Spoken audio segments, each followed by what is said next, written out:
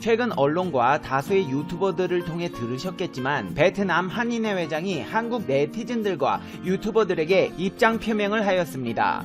무분별하게 베트남을 비난하고 있는데 베트남을 욕하는 것은 20만 한국 교민을 욕되게 하는 것이다. 이를 자제해주기를 바란다고 요청하셨습니다. 거기에 대해 네티즌들이나 유튜버들의 말 한마디가 현지에 진출한 8,000개 한국 기업에 직격탄이 될 수 있다며 비난을 멈출 것을 표명했는데요. 양국 간의 우정이 지속되기를 바라는 마음은 한국, 베트남 국민들 모두가 마찬가지일 것입니다. 단 양국이 상호 존중한다는 전제가 있어야겠지요.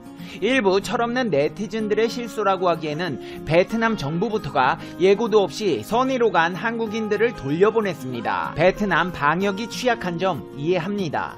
하지만 한국만 입국 금지하고 일본만 입국을 허가하는 것은 한국인들이 전염시키는 바이러스에게만 취약한 것이라고 이해할 수 있을까요? 한국 사람들 착한 사람들입니다. 2300년 전에 우리나라에 관해 이야기를 모아서 쓴 동의열전을 보면 그 나라는 남의 나라를 업신여기지 않았고 그 나라의 군대는 비록 강했지만 남의 나라를 침범하지 않았다. 풍속이 순후해서 길을 가는 이들이 서로 양보하고 음식을 먹는 이들이 먹을 것을 이루며 이 나라야말로 동쪽에 있는 예의 바른 군자의 나라라고 하였습니다.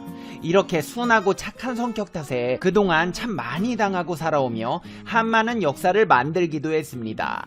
베트남 친하게 지냈으면 좋겠습니다. 하지만 이번 코로나로 인해 파생된 사건들 말고도 베트남이 심각하게 우리 경제에 악영향을 끼칠 수 있는 위험 요소가 있다고 해서 심층 분석해보겠습니다. 팩트만 말씀드리겠습니다. 판단은 유튜버들이 하는 것이 아닙니다. 영상을 다 시청하시고 대한민국 국민 여러분께서 고견을 남겨주시기를 부탁드리겠습니다. 팩트TV 팩트체크. 빈그룹은 베트남 최대 민영 기업입니다. 판나뿌엉 회장이 해외 유학 중에 식품 사업으로 큰 성공을 거두고 본국으로 돌아와 리조트와 부동산 개발을 추진하였고 그룹의 성장 발판을 마련하였습니다. 이후 의료, 편의점, 마트, 자동차 등 다방면으로 사업을 확장하면서 베트남의 최대 기업으로 성장하였습니다. 자동차도 만들고 스마트폰도 만들고 이것저것 하긴 하는데 사실상의 기업 수익은 부동산에서 파생되는 상황입니다. 부동산으로 돈을 버는 회사가 갑자기 인재들 영입해가며 스마트폰, 자동차를 만들겠다고 하니 제품의 품질이 의심이 가는 것은 어쩌면 당연한 일인지도 모르겠습니다. 더군다나 이 제품들을 만들기 위한 인재 영입 과정에서 대한민국의 기술 유출이 우려되는 상황이 발생해 대한민국 기업 보안에 심각한 우려가 발생하는 상황입니다. 베트남의 삼성이라 불리는 빈그룹은 작년부터 스마트폰 사업 강화를 위해 삼성 인력을 스카우트하고 삼성 부품 협력사와 거래를 추진하는 등 전방위적인 공세에 나섰습니다. 이게 무슨 말이냐면 삼성의 인력을 데려와 스마트폰을 만들겠다는 것입니다. 베트남은 삼성전자와 LG전자 주력 스마트폰 공장이 있는 곳으로 국내 전자산업 핵심 생산기지입니다. 이 말은 또 무슨 말이냐면 베트남이 삼성과 LG의 핵심 인력들을 빼가기 손쉬운 지리적 위치를 확보하고 있다는 것입니다. 베트남 빈그룹은 자사 스마트폰 개발자 채용 홈페이지 공고에 스마트폰 구조 디자인, 5G 애플리케이션 프로세서, 카메라 시스템, 안드로이드 소프트웨어 개발 등 스마트폰 관련 분야에서 5년에서 10년 이상 경력 직원을 뽑았습니다. 기존의 베트남에서는 해당 분야에 대한 사업이 전무했으니 이 분야들에서 5년에서 10년 이상 경력 직원을 뽑는다는 것은 삼성과 LG 등 기존 스마트폰 기업의 직원들을 타겟으로 하고 있다는 것입니다. 작년부터 베트남 최대 민영기업 빈그룹이 자체 스마트폰 제조에 착수하면서 한국 개발 인력을 적극 영입했습니다. 빈그룹은 삼성전자 베트남 법인에서 근무한 경험이 있는 인력을 주 영입 대상으로 삼고 삼성보다 높은 연봉 등을 제시하며 스카웃에 나섰습니다. 실제로 이직도 이루어져 삼성 베트남 법인에 수년간 근무하던 팀장급 인사가 함께 근무하던 직원들과 한꺼번에 이동한 경우도 생겼습니다. 개발뿐만 아니라 구매 쪽 인력도 이직한 사례가 있는 것으로 알려졌습니다. 최근 베트남 빈그룹이 출시한 핸드폰에는 삼성 인력들의 기술력이 녹아 있다는 것입니다. 삼성전자 베트남 법인은 현지 진출한 기업 가운데 최대 규모를 갖춰 근로 여건이나 임금 면에서 최선의 노력을 다하고 있지만 빈그룹이 삼성보다 좋은 조건을 제시하며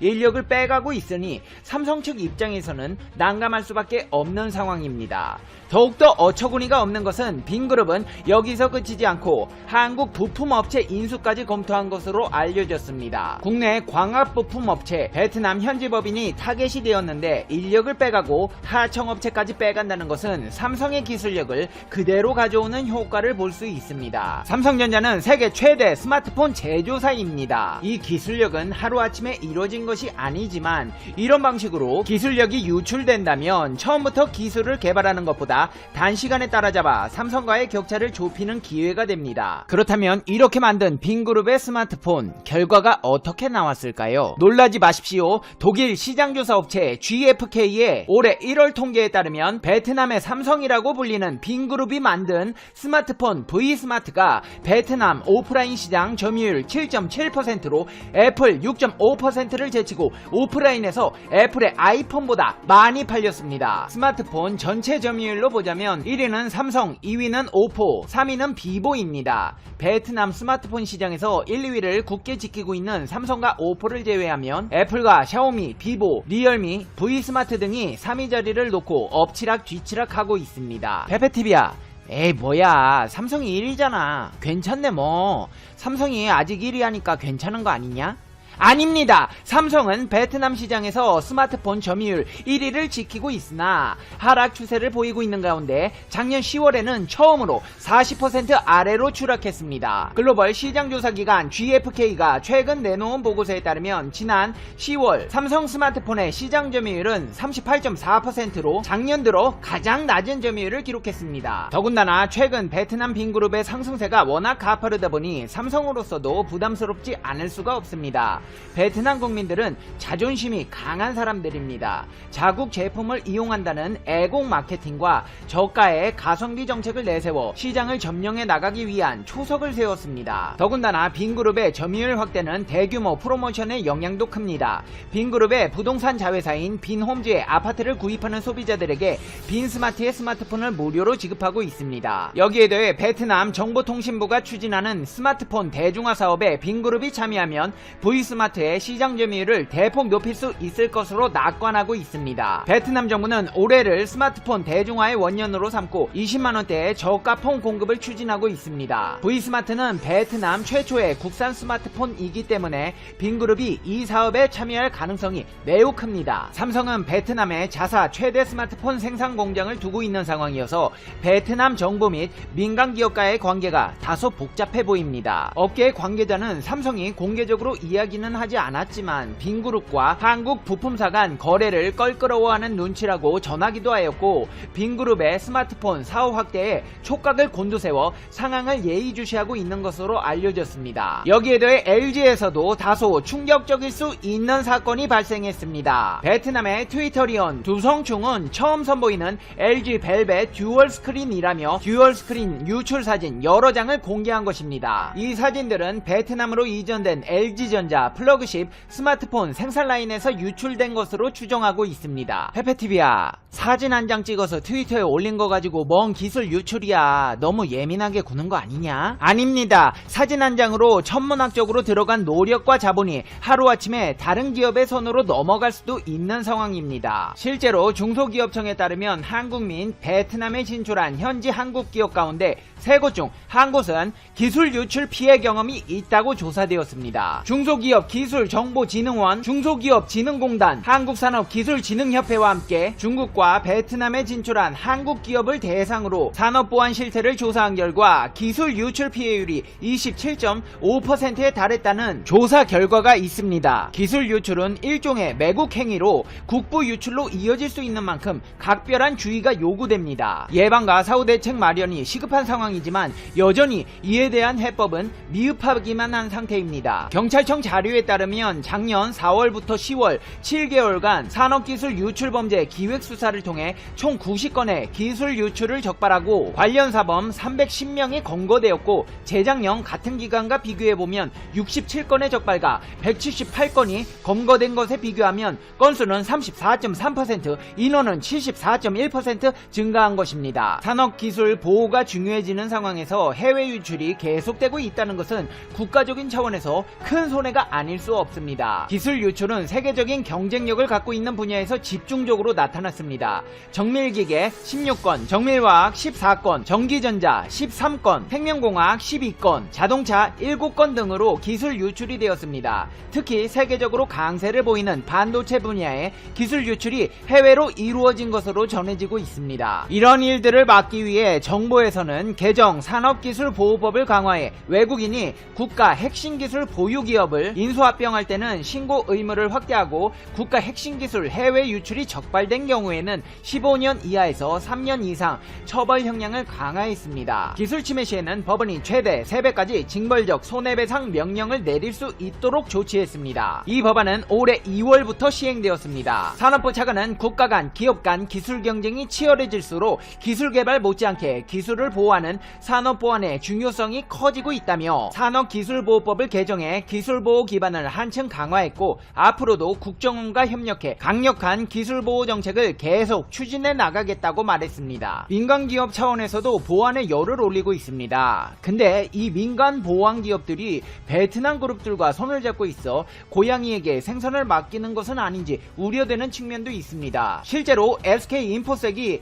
베트남 빈그룹 정보보안 자회사인 빈CSS와 손을 잡고 베트남 시장에 진출했습니다. 이번 협력을 통해 SK인포색은 올해 안에 빈CSS 보안센터의 통합보안 관제 플랫폼 CQDUM을 구축하고 기술 이전 및 교육, 관제 운영, 판매 노하우를 전할 계획이고 이를 기반으로 빈CSS는 빈그룹 관계사 30여 곳에 정보보안 서비스를 제공하고 베트남 현지 고객 확보에 나선다고 했는데 이 빈그룹은 앞서 말씀드린 대로 삼성의 기술력을 자사의 스마트폰으로 가져온 기업입니다. 보안 소프트웨어 개발업체인 지란, 지교 소프트 또한 베트남 정보보안 기업인 월드스타 인터내셔널과 파트너 계약을 체결하고 정보 유출 방지 솔루션 오피스 키퍼를 현지 시장에 공급한다고 밝혔는데요.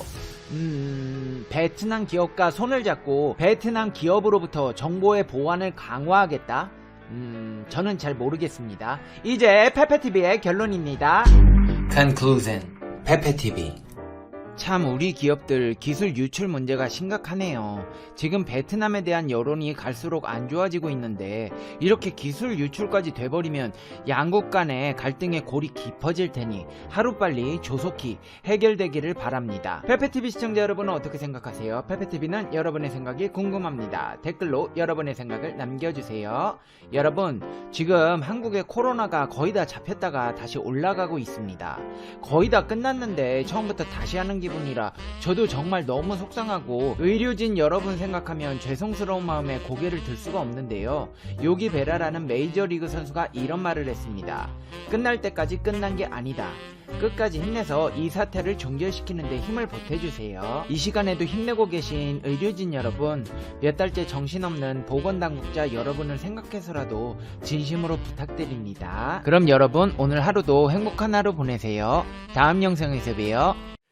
북한 김정은 국무위원장의 신변 이상설은 누그러졌습니다만 워싱턴에서는 만일의 사태에 대비해야 한다는 지적이 어느 때보다 높습니다. 북핵 전문가는 북한 핵폐기를 가정한다면 북한이 어떤 핵 프로그램을 갖고 있는지 제대로 파악해야 한다고 지적했습니다. 조상진 기자의 보도입니다. 미국의 북핵 문제 전문가인 데이비드 올브라이트 과학국제안보연구소 소장은 북한 핵 프로그램 폐기를 가정할 경우 무엇보다 중요한 것은 핵 폐기를 위한 계획이고 이를 위한 제대로 된 북한의 핵 프로그램 파악과 진정성이라고 지적했습니다. 외부 세계에서 영변의 원심 분리기 시설을 제대로 들여다본 사람이 없고 핵 연료 생산 시설인지 방사성 물질 분리 장소인지 현장을 방문하지 않고는 알 길이 없으며 국제 원자력 기구 IAEA나 미국 등 국제사회가 참여한다 해도 핵 폐기물 매립 장소를 찾고 실제 폐기해야 할 책임은 전적으로 북한에게 있다는 것입니다. Sites that North Korea doesn't want anymore and is looking for help to get rid of them, and yet it's maybe it's only using weapon grade uranium produced at a site that they never reveal, and but they want to. That the old 5 megawatt reactor and associated reprocessing plant are a burden to North Korea and they want help getting rid of it. 올브라이트 소장은 또 우선 폐기해야 할 핵심 핵시설로는 우라늄을 핵연료로 전환이 가능한 시설을 중심으로 우라늄 광산과 원자로 연료 생산 시설 등 최소 3개 시설에 대해 이해하고 폐기 절차를 밟아야 한다고 지적했습니다. 특히 우라늄을 농축하는 원심 분리기의 경우 은닉이 쉽기 때문에 영변 이외에 핵 비밀 시설이 있을 가능성이 크다고 우려했습니다. You have to dismantle the centrifuge plants, and we don't know, are there one we know for sure, but we think we know about a second, but there could be a third. And then there's pilot plants so you may have anywhere from 1 to 4 sites to deal with there. 북한이 폐쇄했다고 주장하는 풍계리 핵실험장도 반드시 재검증이 필요하다고 지적했습니다. 내부 터널이 확실히 폭파됐는지 또 알려지지 않은 비밀 핵실험 터널이 있는지 점검해야 한다며 핵 보유국이라면 모두 검증 방법을 갖고 있다고 강조했습니다. 올브라이트 소장은 한국이 북한 핵시설 폐기 이후 자신들의 자산이 될 것으로 판단하고 주도권을 쥐려 노력해왔다고 평가하면서 이런 바람과 달리 핵 폐기물 처리는 한국에 큰 부담이 될 가능성이 크다고 지적했습니다. 올브라이트 소장은 미국도 자국 원자로 폐기에 엄청난 비용을 들여 아직도 정화 작업을 진행 중이라면서 북한 역시 비용 문제를 포함해 핵 재처리 실험을 통해 나오는 위험 물질을 어떻게 관리할 것인지가 한국의 큰 숙제가 될 것이라고 전망했습니다. VOA 뉴스 조상진입니다.